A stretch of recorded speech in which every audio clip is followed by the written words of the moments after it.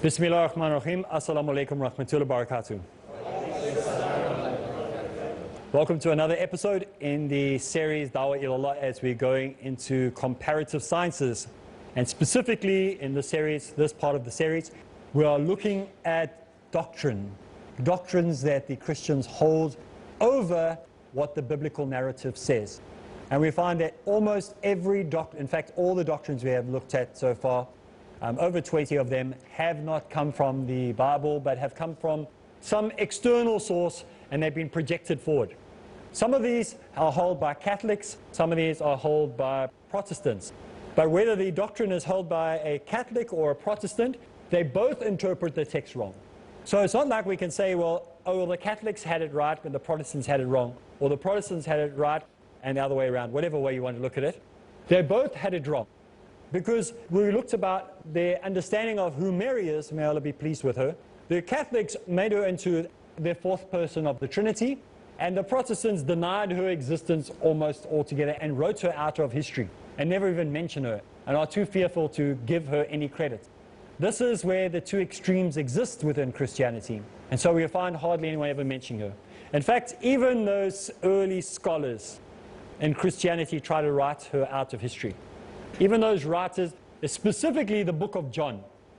John's book, we have 4 Gospels: Matthew, Mark, Luke. Those of you at home should know this, those Christians perhaps that are watching. John is very different to Matthew, Mark, and Luke. Matthew, Mark, and Luke play cricket. John is playing football.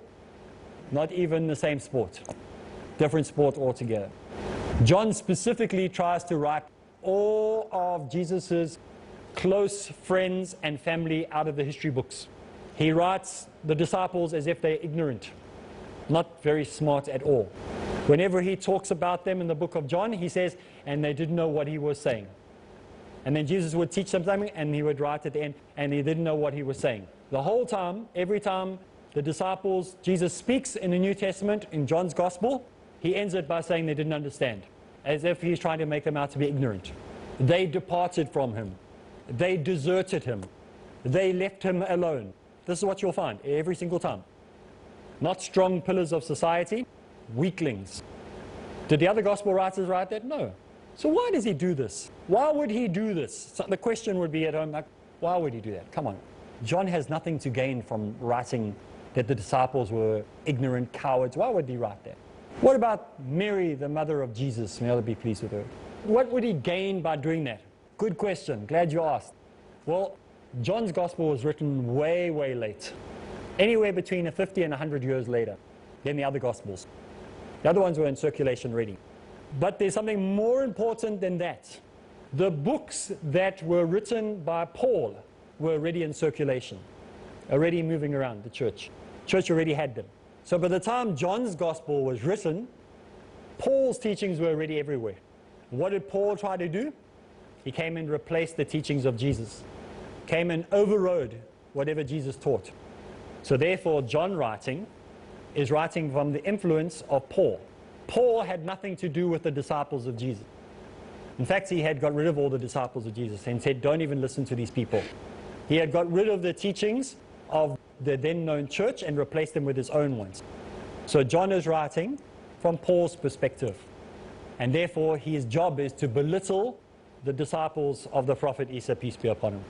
It's to write out the disciples from being credible, so people wouldn't listen to their teachings and would listen to Paul's teachings. His job was to write out Marys, all the Marys, there's 3 of them, out of the book and replace them with himself, John, and Paul. So one of the scenes that we find in the book of John where Jesus is supposedly on the cross, he looks down, or he speaks to John, and he says, John, this is your mother.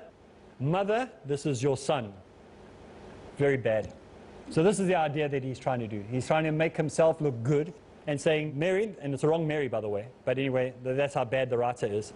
He's saying, Mary, this is your son, this is your mother, as if John is going to be the person that everyone should listen to. And anything John says should be as credible as what Jesus said.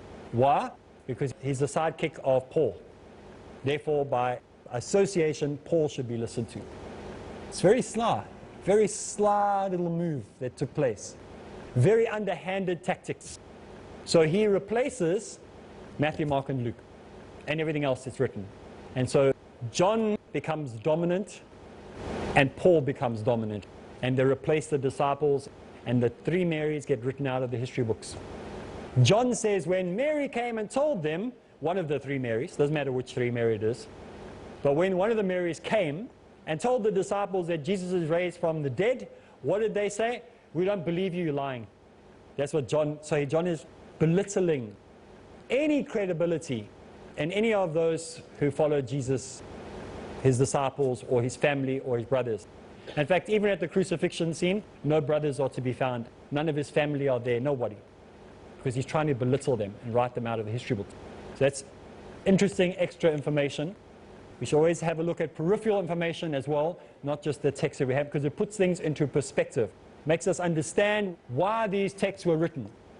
What is the purpose of these books being accepted? So this is very important to understand. The next point we're going to look at is something quite simple that we find that Christians all over the world do. When they pray, how do they pray? Put their hands together like this or like this. Or perhaps some of them raise their hands. Maybe some of them sway backwards and forwards. Some of them put their hands next to the side. But all of them do this. They close their eyes and pray. Where did they get this idea from? Who told you to pray with your eyes closed? Who told you to put your hands like this? There's no narrative. Nowhere is it written. Put your hands together.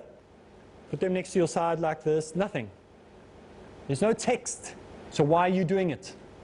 No text to have your eyes closed. Let's bow our heads and pray now. Nothing like that is found.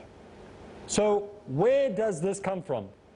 You've been taught this since you were a child, perhaps, as a Christian. You were made to believe this, but there is no textual evidence anywhere for this activity. So why are you doing it? We do find it in other religions. We find this in Hinduism, explain carefully exactly how to do it. We find this in other belief systems in the world, but we do not find this mentioned anywhere in the Bible. So how come you adopted some other belief from another religious system and put it into yours? It's called bid'ah. It's called innovation. Something that you shouldn't be doing. We as Muslims, we are told to keep our eyes very much open. There's a saying that Jomo Kenyatta, who was a revolutionary in Africa, a very, very good man, by the way. That's my opinion. Other people might not think so, but he was a great man, Kenya. He liberated the Kenyans from the British. And he said that the Christians came into our country and they showed us how to close our eyes and pray. And when we opened our eyes, our country was gone. They'd stolen it from underneath us. That's paraphrased. And that is exactly what Christian missionaries did. While the people had their eyes closed in prayer, they opened their eyes and there was nothing left. They'd stolen everyone. Said, close your eyes, it'll be fine. And everything was gone. It's a joke, but there's a seriousness to it.